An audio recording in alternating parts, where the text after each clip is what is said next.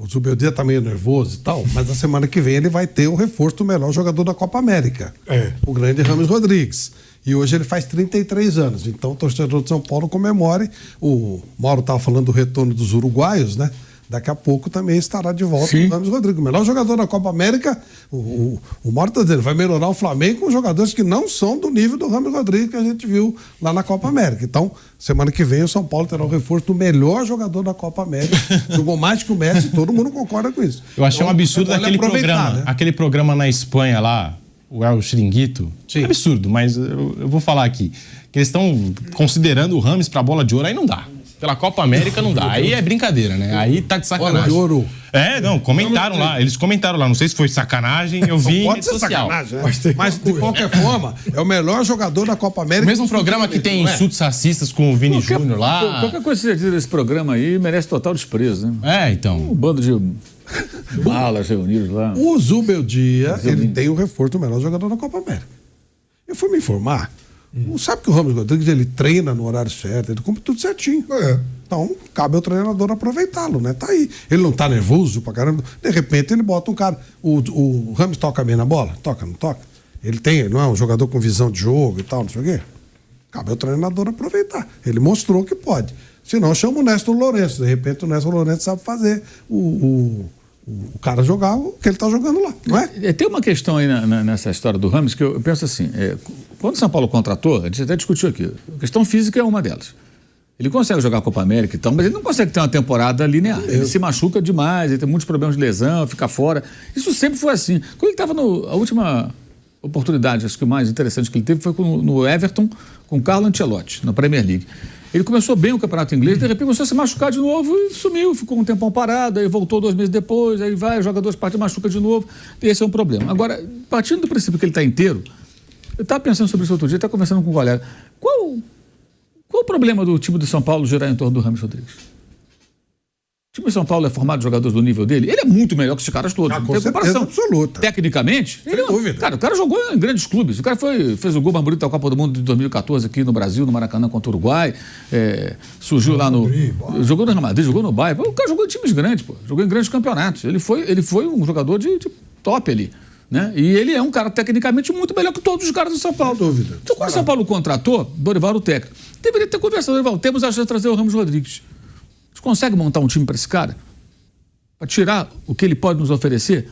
Mas o que foi tratado sempre não, ele tem que se encaixar, ele não vai se encaixar. Aí é pueril até a ideia, né? Você acha que o Rames Rodrigues veio para cá para se encaixar em algum time? Fosse São Paulo, Palmeiras, Flamengo, não vem. Porque esses caras quando vêm para o Brasil, gente, o cara que atinge esse patamar, ele vem assim, todo para o Brasil porque o mercado se fechou na Europa para mim.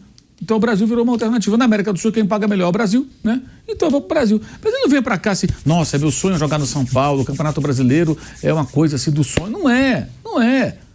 Se fosse um outro clube brasileiro, seria a mesma coisa. Não estou falando aqui do São Paulo, não. É geral. Isso aqui para eles é final de linha. Tem caras que são muito profissionais que voltam, não. Vou lá e vou. O Gustavo Gomes estava no Milan. Mais jovem, é verdade, mas estava no Milan, está bem encostadão lá. Aí tá na época... Luiz Gustavo, dentro do próprio São Paulo. Então, aí ele vem. Então ele vem pro futebol brasileiro, vem e se aplica, se empenha, para citar um exemplo, né? E tem vários outros. O Gustavo pode ser mais um exemplo. Fernandinho. Né? Fernandinho, exato. Verdade. Então você tem jogadores que vêm e que realmente levam a sério, mas o Rames é outro temperamento. Ele é uma primadona, gente. Então, assim, quando você vai se meter com um cara desse, você tem que pensar, ou eu trago esse cara e vou ver uma maneira de tirar o talento dele para ajudar meu time, mesmo que seja alguns jogos eventuais, então eu não trago. Mas aí trouxeram ele como se fosse, mais um, vai aí, se encaixa aí, não vai. Na cabeça dele, ele deve pensar, cara, eu sou muito melhor que esses caras aqui. Não vou ficar aqui correndo para marcar ninguém. Aí é na seleção da Colômbia. Primeiro que ele tem essa coisa de querer defender a seleção da Colômbia. Isso o motiva muito mais do que o São Paulo. Isso é evidente. Seria ingenuidade achar que é igual. Não é igual. Ele tem motivação para jogar na seleção. E a seleção se oferece para ele. O principal jogador hoje, e colombiano fora, é o que? É o Luiz Dias. Né? É o principal jogador. Ele fez 2 gols no Brasil e tudo mais. Joga no Liverpool, é titular, é um jogador, ótimo jogador. Mas o Rames é a estrela, é o cara talentoso, é o cara diferente. E ali ele se empenha, joga porque também é tiro curto. É uma competição que dura um mês. Então ele pode jogar tudo ali, depois ver como é que fica. E tem sido assim já há algum tempo. Então o erro é quando o São Paulo vai buscar, deveria ter pensado nisso tudo. Vale a pena? A gente consegue encaixar esse cara? Porque se você pega um time e prepara e ele se anima e tal, ele vai decidir jogo. A gente comentou aqui na época. Por mês que seja, né? Que seja. Nós comentamos até aqui na época aqui. Se ele fosse o Renato Augusto, que o Renato Augusto naquela época estava resolvendo jogos pro Corinthians, né? Jogava eventualmente e resolvia jogos pro Corinthians. Se ele for o Renato Augusto, São Paulo vai ajudar. Mas não conseguiu ser nem isso, um jogador eventual. Mas acho que São Paulo tem uma parcela de responsabilidade pela maneira equivocada como for buscar o jogador, sem procurar entendê-lo. Porque eu acho que ele ia se transformar aqui. Porque aqui também tem muito essa coisa, né? Tipo, todo mundo pensa assim, não, eu sou o São Paulo, eu sou o Flamengo, eu sou o Palmeiras. Sim, o Real Madrid é maior. Mas o cara jogou no Real Madrid, o Bahia era maior, o cara jogou no Bahia. São clubes globais. Curiosamente, o São Paulo também devem ser cobrados também, claro, para aproveitar ou alguma coisa que o São Paulo paga uma fortuna. Sim. E meio que o técnico se acomoda. Ele não se encaixa da maneira, né, que eu quero. É conveniente. Ele também não se encaixa do jeito que eu quero. Tá, mas... eu tenho uma pedra preciosa, ela não se encaixa, eu vou deixar de lado? Isso aí só se justificaria se esse encaixe fosse numa equipe que está ganhando todo mundo. Olha, meu time é uma máquina, ganha todo mundo. Como é que eu vou enfiar esse cara no time? Desculpa, não tem jeito. Aí você fala, realmente, o cara pode ser um craque, mas o time do cara tá ganhando todos os jogos, né? Lidera o campeonato, é a melhor campanha da Libertadores, tá bem na Copa do Brasil, foi campeão estadual. Aí você fala, pô, não é o caso do São Paulo. São Paulo não tá com essa bola toda. Então, acho que a questão é essa também. Mas quando compraram, o Rames foi, na verdade, o quê? O parceiro do presidente naquele desfile maravilhoso, chegando do jatinho, né? aquela coisa emocionante. Foi isso. Quase um outdoor ambulante. Curiosamente, ele foi contratado depois que o Renato Augusto fez aquele gol no São Paulo. Tem isso também. Na Copa do Brasil. Na Copa do Brasil. Que ele decidiu o jogo, o Renato Augusto, a favor do Corinthians. E aí já, no dia seguinte, estava lá. São Paulo busca Rames Rodrigues. E todo mundo imaginou que poderia ser um Renato Augusto, só que pro lado do São Paulo. São Paulo tem história. Break na Rádio Jovem Pan. Voltamos já com o bate-pronto para você. Seguimos no YouTube. Diga, Flávio, rapidinho. Pedro, o São Paulo tem histórias de alguns jogadores históricos que vieram do São Paulo. O primeiro Leônidas da Silva que muda a história. O São Paulo deixa de ser um time comum para ser um time grande. Ele vira grande quando vem o Leônidas. Aí depois, em 57, ele traz o Zizinho, outro jogador histórico que também muda a história. Em 69, ele traz Gerson e o monstro Pedro Rocha. Né? Lá atrás, a gente não consegue. Depois traz Cerezo. Trouxe o Falcão, que não foi legal, não deu certo, tá machucado e tal. Mas você começa a imaginar assim, bom, será que esses caras todos, o próprio Raí, quando voltou da segunda vez, será que esses caras se encaixaram naquilo que o treinador queria? Ou eles fizeram um time em função dele? Zizinho, eu não sei, 57, não posso falar. Gerson e Pedro Rocha, eu lembro perfeitamente que o treinador falou, opa, vamos chamar esses caras e vamos conversar. Ainda chamaram o Edson Segon e o São Paulo montou um baita time. E ganhou tudo, né? Leônidas, será que quando o Leônidas chegou, o treinador fala assim, não, Leônidas, você vai ter que voltar e tal, não sei o quê? Ou falar, chegou o Leônidas, vamos trabalhar, né? Eu não estou comparando o nível de jogador, tá? Só estou colocando que, proporcionalmente, hoje, o Rames faz essa diferença. Então, não sei, de repente, se o treinador da época falar, não, o Leônidas não quer voltar para marcar, eu não vou colocar o Leônidas. Doutor Paulo Machado de Carvalho pegava, dava um bico na bunda dele, que ele estava voando até hoje, não é? E ele mudou o patamar de São Paulo. Será que em 57 também houve essa acomodação? Ah, não, o Zizinho está muito velho. 69, 70, eu posso garantir que o Gerson jogou do jeito dele. O Gerson nunca foi de correr, era um outro futebol, concordo com tudo isso. Cerezo, quando chega, há uma adaptação do São Paulo a ele. O próprio Daniel Alves, o Diniz faz um acerto ali para que ele jogasse. E ele rendeu. Há uma certa acomodação no caso do Rames Rodrigues. Eu concordo que ele é folgado. Sim. Isso ele é mesmo, a gente já falou algumas vezes. Mas aí você vê o cara jogar tudo isso, né? Pelo nível do time do São Paulo, acho que dá para fazer um sacrifício nas ideias do treinador. Hoje existem algumas muletas que são muito curiosas, né? Uma delas é a seguinte, até você fala às vezes um tom de elogio, nem sempre merecedor é o técnico, que é o técnico manteve as suas convicções. Eu pensei, será que a convicção dele significa a melhor solução para o time? Ele está certo? Ele pode estar errado. Mas o técnico, manter as convicções pode significar o quê? Teimosia. Teimosia, para mim, é burrice. Você é teimoso, você é burro. Você está errando e continua errando. A intransigência é burrice. Teimosia é intransigência. Você não consegue mudar de opinião. Você vê que está errado, mas insiste naquilo. Né? Então o pessoal fala muito isso. A convicção do técnico... Daí, se a convicção do técnico estiver levando para o lado errado, for o General Custer, não adianta nada. Então, eu acho que tem muito isso. E as pessoas repetem isso, e isso é bom para os técnicos. Que ele fica nessa conveniência. Não, o cara tem a convicção dele. Tá bom, mas ele está errando. E, de fato, eles não são cobrados com relação a isso, né? O material de trabalho que ele tem permite as convicções que ele tem. Exato. Os grandes treinadores, a não ser que você seja o Guardiola. Você é um revolucionário e tal. Mas você vê o louco Bielsa, ele foi atrás até de jogador da várzea lá pra montar um time. E você vê o Uruguai jogar, né? Então, se você é um... De volta à rádio. Se você é um mega treinador, ok. Treinador comum, era muito bom que ele se adaptasse ao material que ele tem, principalmente quando o time não tem muito dinheiro. Realmente, eu confesso, a grosso modo, o Rames Rodrigues eu não teria contratado. O histórico dele não permite isso. Mas aí você vê o cara jogando, que ele está jogando na Copa América, e o São Paulo é um time com pouca criatividade, um time muita garra, muita disposição. Rogério Ceni impôs isso ao time de São Paulo e ele permaneceu. E aí, a convicção do técnico... Aí eu fui me falar, o Rames é vagabundo, ele falta. Não, o Rames treina, ele vai, ele cumpre tudo certinho. Só que é burocrático. Sabe? Ele não vai se adaptar às convicções do técnico. Ele vai falar, se andar na rua, eu e o técnico, quem as pessoas vão reconhecer em Madrid, em Londres, no Japão? Pô, eu vou me adaptar às convicções. Não, vamos ver, pô. Você pode me ajudar? Se você sair um pouquinho das suas convicções? Então, fim de semana de decisões, Eurocopa, Copa América. Domingo, às 21 horas, tem Argentina e Colômbia. Argentina e Colômbia com a transmissão da Jovem Pan. Nilson César, toda a seleção de esportes da Pan escalada para esse jogo. Flávio Prado, Piperno, Mauro César Pereira. A expectativa que vai ter briga nesse jogo, talvez entre os jogadores, possivelmente.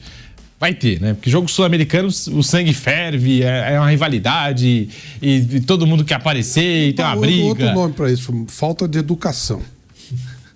Falta de cultura, falta de educação, eu dou esse nome. Mas são as duas melhores seleções da Copa América, então a gente também está esperando futebol, a gente está esperando bom futebol domingo à noite nesta decisão, o Flávio. Na verdade, para mim, quem jogou futebol foi a Colômbia. Eu achei que a Colômbia jogou um bom futebol, o Uruguai teve bons momentos. A Argentina, ela pegou um lado bom e ela aproveitou. Eu acho o time da Argentina ruim, viu, Pedro? Desde a Copa. Ele anda, tem aquele goleiro lá que... O goleiro meia boca, mas pega pênalti. Ele lembra o gol Coché. A Argentina ressuscitou o gol Coché. Goleiro meia boca que pega pênalti. E aí, se for para os pênaltis, a possibilidade, até pelo lado psicológico, né, dele dar certo, é muito grande. Acho que a Colômbia jogou mais futebol, mas ela vai ganhar, a Colômbia ganhar. Quando chega numa final, Colômbia e Argentina, você tende a achar que a Argentina vai ganhar. Se for por bola, se a Colômbia jogar tudo que pode, ela vai ganhar o jogo. A Colômbia está melhor que a Argentina, eu acho. Colômbia e Argentina. Piperno, a sua expectativa para esse jogo? 30 segundos, Piperno, igual no 3-1, né? Eu acho que a Colômbia é favorita, sim. A Colômbia jogou mais. Ela era minha aposta de começar a Copa América e gostei muito do que eu vi da Colômbia, inclusive no jogo contra o Brasil. A Colômbia, eu acho que jogou mais do que a Argentina. Inclusive, você falou lá no começo, né? Quando a gente fez aqui a projeção, sim, que você apostava na Colômbia. Tá aí, Colômbia na grande decisão. De volta à rádio, hein? Agora sim, de volta à rádio Jovem Pan, Colômbia e Argentina. A Colômbia que perdeu o Munhoz para esse jogo, né? O Munhoz que fez um gol contra a seleção brasileira e até então vinha sendo um dos grandes laterais direitos, se não o melhor lateral direito da Copa América 2024. É o desfalque do lado colombiano. O Richard Rios saiu sentindo dores, mas parece também que ele deu uma valorizada, catimou um pouquinho, ganhou alguns minutos importantes. Colômbia jogando com um atleta a menos na expulsão do Daniel Munhoz. Até foi questionado o Richard Rios sobre o assunto. Vai jogar domingo? Óbvio que eu vou jogar domingo. Vou me recuperar rapidinho para esse jogo contra a Argentina, então vai jogar. Então, não foi tão grave, né, quanto pareceu ali no campo de jogo. O Richard Rios, jogador do Palmeiras. Colômbia e Argentina. Mauro César, domingo, 21 horas, lá em Miami, nos Estados Unidos, a grande decisão da Copa América. Mauro. A Colômbia foi mais... jogou mais bola, né, durante a Copa América, né? Mas aí vai enfrentar a Argentina, mais acostumada a decisões, com Messi, né?